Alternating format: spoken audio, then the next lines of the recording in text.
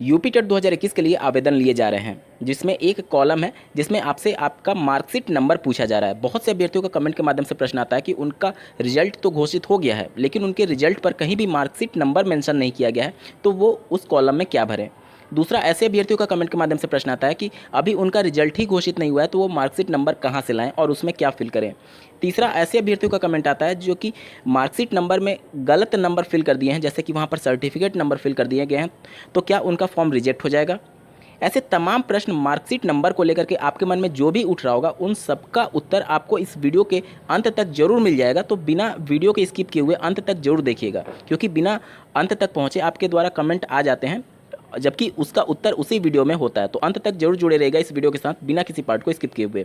नमस्कार दोस्तों, मेरा नाम है नीरज और आप देख रहे हैं करियर बिट यूट्यूब चैनल। अगर आप इस चैनल पहली बार विजिट कर रहे हैं तो इसको सब्सक्राइब करते हुए बेल आइकन को प्रेस करना ना भूलें। हालांकि इस मुद्दे पर पहले भी मैंने बात कर रखा है, और अगर यूपी टेट से संबंधित कोई भी आपका डाउट होगा तो पिछले 10 दिन का वीडियो आप उठा करके देख लीजिए। वीडियो सेक्शन में करियर बिट के ऑफिशियल चैनल पर जाकर के सभी मुद्दे पर डिटेल में मैंने बातें कर रखी हैं। तो कोई भी ऐसा मुद्दा ही नहीं है जो आपसे छूटा होगा, और पिछले 10 दिन के अगर आप वीडियोस देख लीजिए यूपी टेट से संबंधित, तो सभी मुद्दों को मैंने कवर कर रखा है। मार्कशीट नंबर पर भी एक डिटेल वीडियो बना रखा है, जिसमें मार्कशीट नंबर आपको कहाँ से भरना है, मार्कशीट नंबर पे वो कहाँ होता है, उस सबके बारे में डिटेल में बातें कर रखी हैं।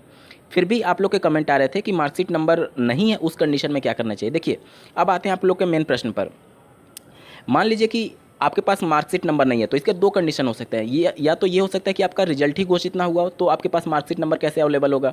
तो देखिए, जिनका रिजल्ट घोषित नहीं हुआ है बीएड और डीएलएड के कंडीशन में, उसके पहले जितना भी होगा आपका ग्रेजुएशन, हाई स्कूल, इंटर, इन सब का रिजल्ट तो घोषित हो चुका होगा। ठीक है, जो रिजल्ट का वेट है वो सिर्फ बीएड और बीटीसी के लिए है। तो उसके लिए पीएनपी ने आपको एक ऑप्शन दे रखा है कि आप एपियरिंग में अप्लाई करेंगे। जब आपका बीएड या फिर डीएलएड का रिजल्ट ही घोषित नहीं हुआ है, तो आप एपियरिंग में अप्लाई करेंगे, और जैसे ही आप एपियरिंग में अप्लाई करेंगे तो आपसे मार्कशीट नंबर तो क्या, आपके बीएड और डीएलएड का कोई भी डिटेल नहीं पूछा जाएगा। तो ये डाउट तो क्लियर हो गया कि अगर आप एपियरिंग में हैं, आपके रिजल्ट की घोषणा ही नहीं हुई है, तो उस कंडीशन में आपको एपियरिंग वाला सेलेक्ट करने के बाद से आपका डीएलएड या फिर बीएड का कोई भी डिटेल नहीं पूछा जाएगा। ना तो मार्कशीट पूछा जाएगा, ना तो अंक पूछे जाएंगे, ना तो पासिंग ईयर पूछा जाएगा, कुछ भी नहीं पूछा जाएगा। तो आपके रिजल्ट की घोषणा अगर नहीं हुई है तो आप एपियरिंग सेलेक्ट करें, आपकी सारी समस्या दूर हो जाएगी। यहाँ तक क्लियर। अब दूसरा, ऐसे अभ्यर्थियों के बारे में बात कर लेते हैं जिनका बीएड या फिर डीएलएड का रिजल्ट तो घोषित हो गया है, लेकिन कई यूनिवर्सिटी जो बीएड कराती हैं उनके मार्कशीट पर या फिर रिजल्ट पर मार्कशीट नंबर नहीं होता है। तो वो अभ्यर्थी क्या फिल करें। देखिए, इसके लिए पीएनपी ने एक सुविधा दे रखी है कि अगर आपके मार्कशीट पर कोई भी नंबर अवेलेबल नहीं है, तो उस कंडीशन में आप NA यानी कि नॉट एप्लीकेबल लिख करके आगे बढ़ सकते हैं। आपका फॉर्म पूरी तरीके से कंप्लीट हो जाएगा और वो मान्य भी होगा, क्योंकि जो चीज़ आपसे पूछी जा रही है वो चीज़ आपके मार्कशीट पर नहीं है, तो आप लाएंगे कहाँ से, पॉसिबल ही नहीं है। तो आपको सिंपली NA लिखना है, नॉट एप्लीकेबल। आपका फॉर्म पूरी तरीके से एक्सेप्ट होगा। पिछले विगत वर्षों में भी इसी प्रकार से किया गया है, और पीएनपी सचिव ने, जो पहले पीएनपी के सचिव थे, उनके द्वारा अभ्यर्थियों ने कंफर्म भी किया था कि ये सभी चीज़ें एक्सेप्टेबल हैं, क्योंकि जो चीज़ें आपके पास है ही नहीं उसको आप भरेंगे कहाँ से। यहाँ तक क्लियर हो गया। अब दूसरा, ऐसे अभ्यर्थियों का प्रश्न आ रहा था जिनका हाई स्कूल, इंटरमीडिएट, ग्रेजुएशन में अगर मार्कशीट नंबर नहीं है तो वो कहाँ से फिल करें। तो देखिए, इनके लिए भी यही उत्तर है कि अगर आपके मार्कशीट पर नंबर नहीं है तो आप NA लिख करके फॉर्म को कंप्लीट कर सकते हैं, आपका फॉर्म रिजेक्ट नहीं होता है। और दूसरा कंडीशन ये हो सकता है कि आपका रिजल्ट तो घोषित हो गया है लेकिन अभी मार्कशीट आई नहीं है, तो उस कंडीशन में आप क्या करें। तो देखिए, अगर आपका रिजल्ट घोषित हो गया लेकिन मार्कशीट नहीं आई है, और जो इंटरनेट से प्राप्त आपका अंक पत्र होता है, अगर उस पर भी कहीं मार्कशीट नंबर नहीं लिखा गया है, तो उस कंडीशन में आप NA ही फिल करेंगे। लेकिन डीएलएड का जो ऑनलाइन रिजल्ट जारी किया जाता है उसमें क्रमांक लिखा गया रहता है। कंप्यूटर आईडी लेफ्ट साइड में आप देखेंगे टॉप पर होता है 4th सेमेस्टर के रिजल्ट में, और उसके जस्ट नीचे 18 बैच की मैं बात कर रहा हूँ तो क्रमांक लिखा है, वहीं आपका मार्कशीट नंबर है। तो 18 बैच वाले कंप्यूटर आईडी के जस्ट नीचे क्रमांक जो लिखा रहता है वहीं डिजिट को फिल करेंगे मार्कशीट नंबर के रूप में। 18 बैच का पूरा क्लियर। 17 बैच बहुत से अभ्यर्थियों को मार्कशीट मिल चुकी है, उनके मार्कशीट पर भी वो क्रमांक मेंशन होता है जो आपको हार्ड कॉपी मिला होगा आपके डाइट या फिर निजी डीएलएड संस्थान के माध्यम से, तो वो आप फिल कर सकते हैं। कंप्यूटर आईडी के जस्ट नीचे लिखा रहता है। या फिर अगर आपको नहीं मिला है तो आप इंटरनेट से प्राप्त रिजल्ट पर देखिए, आपका वो कंप्यूटर आईडी के जस्ट नीचे क्रमांक लिखा होगा, आप उसे फिल कर सकते हैं। या फिर अगर आपके इंटरनेट से प्राप्त रिजल्ट पर मेंशन नहीं किया गया तो आप NA लिख सकते हैं, कोई भी प्रॉब्लम नहीं होगा। और यही कंडीशन बीएड के साथ भी है। अगर बीएड में आपका रिजल्ट तो घोषित हो गया लेकिन मार्कशीट नहीं है आपके इंटरनेट से प्राप्त रिजल्ट पर, तो आप एनए लिख करके फॉर्म को कंप्लीट कर सकते हैं। और अगर आपका रिजल्ट घोषित हो गया है, मार्कशीट भी मिल गई है, उस पर मेंशन भी नहीं है, तो भी आप एनए ही लिखेंगे और आगे अपना फॉर्म कंप्लीट कर पाएंगे। अब आते हैं आपके मेन प्रश्न पर कि अगर मार्कशीट नंबर की जगह हमने सर्टिफिकेट नंबर फिल कर दिया या फिर कोई और नंबर फिल कर दिया तो क्या उस कंडीशन में हमारा आवेदन गलत हो गया? नहीं, बिल्कुल गलत नहीं है।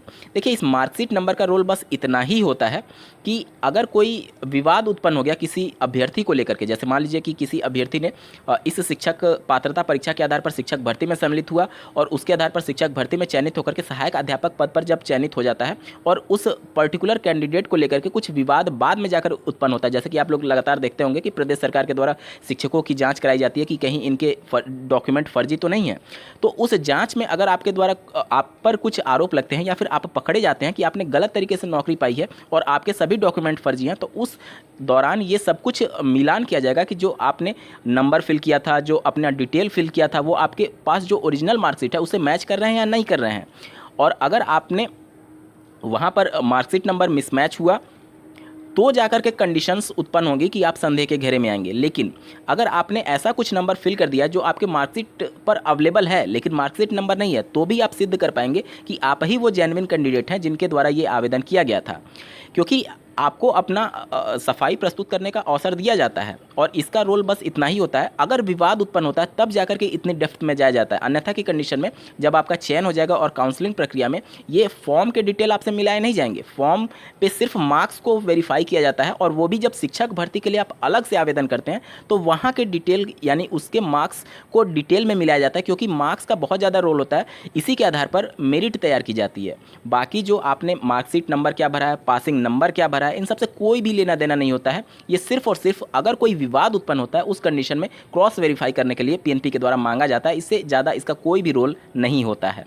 तो अगर आपने अपने आवेदन में मार्कशीट नंबर की जगह सर्टिफिकेट नंबर या फिर ऐसा कोई भी नंबर डाल दिया है जो कि आपके मार्कशीट पर भी अवेलेबल है, तो आप इजीली प्रूफ कर पाएंगे कि आप ही के द्वारा वो आवेदन किया गया था।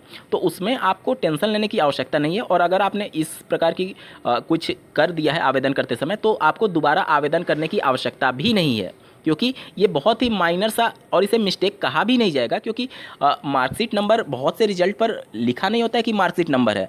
कई रिजल्ट पर आप देखेंगे सीरियल नंबर लिखा रहता है, कई पर सिर्फ नंबर लिखा रहता है, कई पर सिर्फ सीरियल लिखा रहता है। तो ऐसा एग्जैक्ट तो कहीं मार्कशीट पर लिखा ही नहीं कि ये मार्कशीट नंबर है। तो आप कैसे ये यकीन मानेंगे? जैसे यूपी बोर्ड हो गया, आईसीएसई बोर्ड हो गया, सीबीएसई बोर्ड हो गया, तो सब पर अलग अलग तरीके से मार्कशीट नंबर मेंशन होते हैं। किसी पर कुछ लिखा रहता है, किसी पर कुछ लिखा रहता है।